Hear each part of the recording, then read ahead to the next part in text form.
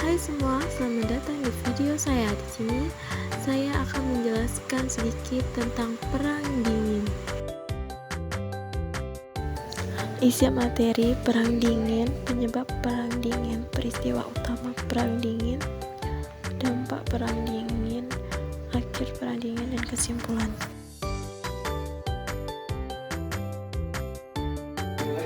Pengantar Perang Dingin, definisi konflik ideologi tanpa konferensi militer langsung antara Amerika Serikat blok barat kapitalis dan Uni Soviet blok timur komunis setelah Perang Dunia II. Latar belakang berakhirnya Perang Dunia II, revalensi antara dua kekuatan super, perbedaan ideologi kapitalisme dan komunisme. Penyebab Perang Dingin, pembagian kekuasaan global.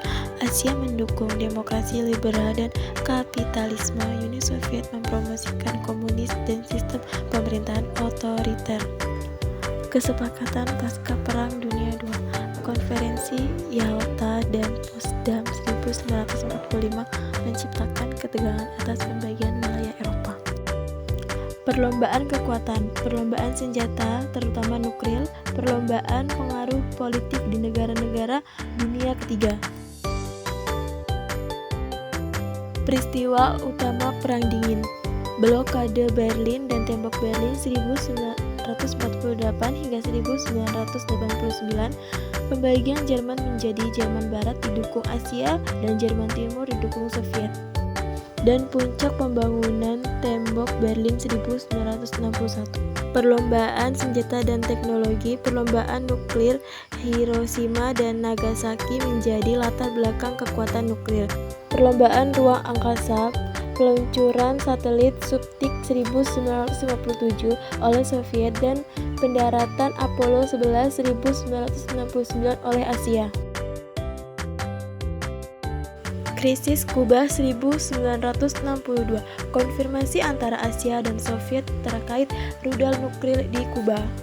Perang proyek atau perang perantara, Perang Korea 1950 hingga 1953 dan Perang Vietnam 1955 hingga 1975.